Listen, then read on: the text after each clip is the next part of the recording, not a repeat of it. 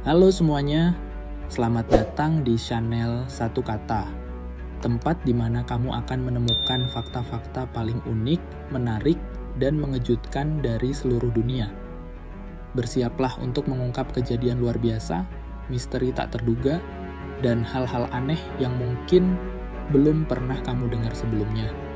Jangan lupa like, share, dan subscribe supaya kamu nggak ketinggalan fakta-fakta keren lainnya.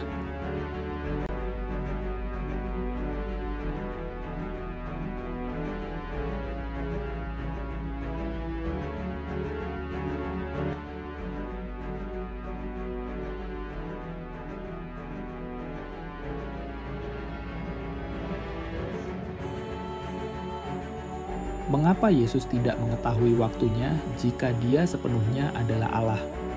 Banyak orang bergumul dengan pertanyaan ini dan pertanyaan serupa, terutama teman-teman Muslim. Dan hanya karena pertanyaan ini lebih sulit dipahami dibandingkan ayat-ayat lain, dalam kitab suci bukan berarti kita harus menghindarinya. Beberapa orang berpendapat bahwa Yesus benar-benar tidak mengetahui banyak hal karena Dia telah mengosongkan dirinya dari keilahiannya untuk menjadi 100% manusia di dunia ini. Jadi, mari kita lihat lebih dalam tentang hal ini, karena tampaknya ada ayat lain yang seolah-olah bertentangan dengan pernyataan ini. Jadi, mari kita baca bersama. Yesus berkata dalam Matius 24:35. Sekarang, beberapa orang berpendapat bahwa Yesus benar-benar tidak mengetahui banyak hal karena Dia telah mengosongkan dirinya dari keilahiannya untuk menjadi 100% manusia di dunia ini. Jadi mari kita lihat lebih dalam tentang hal ini karena tampaknya ada ayat lain yang seolah-olah bertentangan dengan pernyataan ini.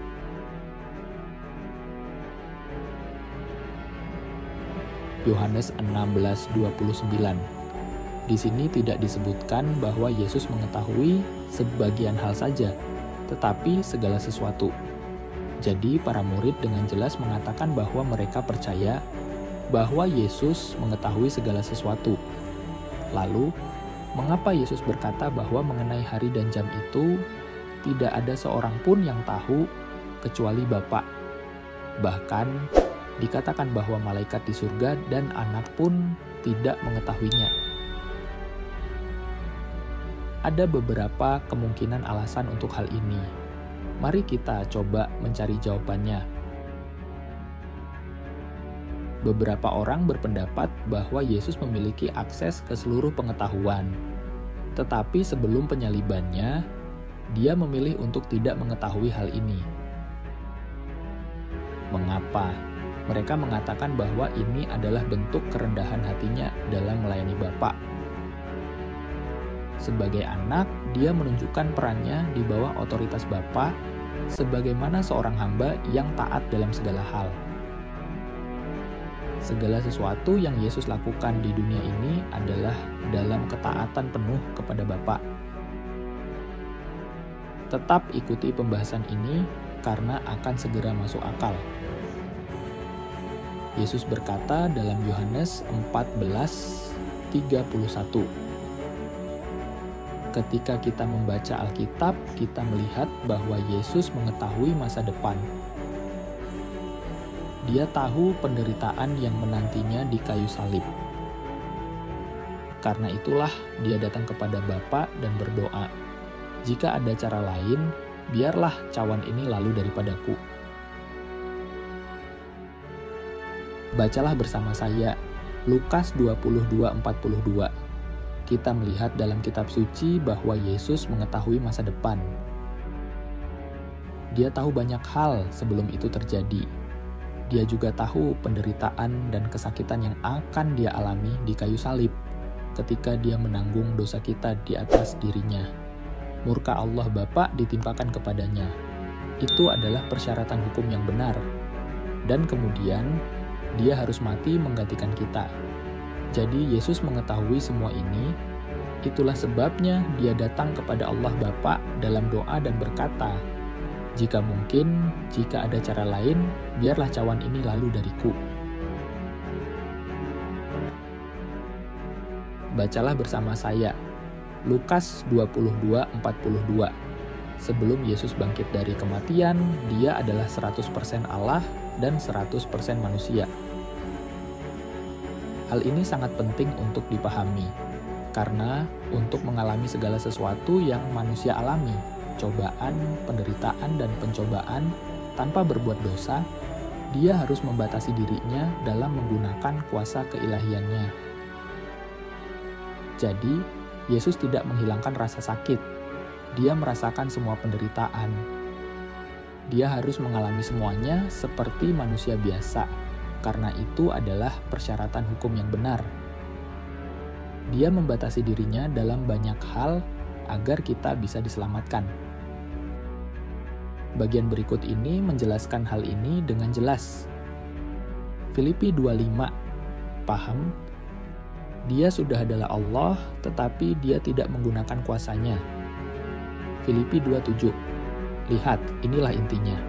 Sebagai manusia, Yesus taat sepenuhnya kepada Allah Bapa. Filipi 2:8-11. Jadi, Yesus harus membatasi dirinya dalam banyak hal agar menjadi 100% manusia. Tetapi itu tidak berarti dia bukan 100% Allah. Dia hanya memilih untuk mengosongkan dirinya dan bahkan menempatkan dirinya di bawah malaikat untuk sementara waktu. Ibrani 2:9.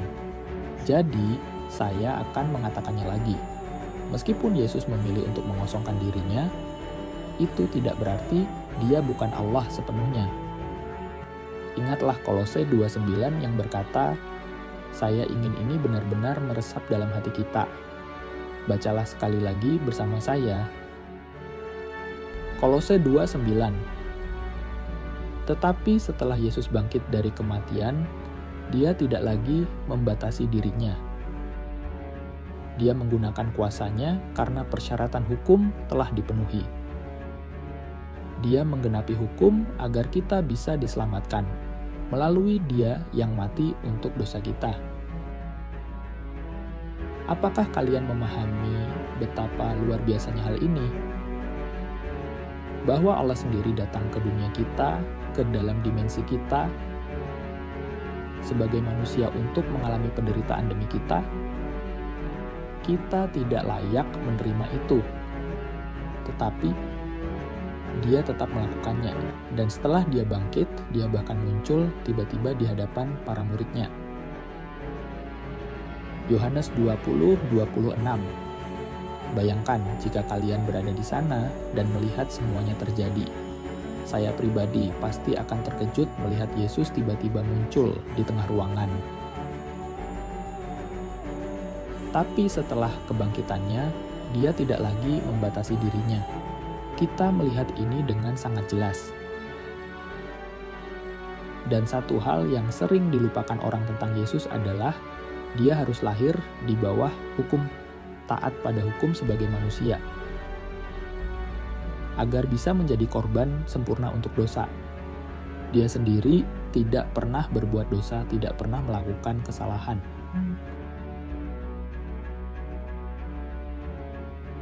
Galatia 4:4. Sekarang saya ingin kalian mendengarkan baik-baik karena saya pikir ada sesuatu yang jauh lebih dalam di sini yang sering terlewatkan karena perbedaan budaya. Yesus menunjukkan kepada kita melalui teladannya sebagai manusia 100%. Bagaimana menjadi taat sepenuhnya kepada Allah Bapa dan melayaninya. Tetapi saya juga percaya bahwa apa yang Yesus katakan tidak selalu harus diartikan secara harfiah. Kemungkinan besar, karena budaya Yahudi pada zaman itu ada makna yang lebih dalam dari pernyataannya. Pertama-tama, kita perlu memahami bahwa berulang kali Yesus membandingkan kedatangannya yang kedua dengan pernikahan, terutama perayaan pernikahan.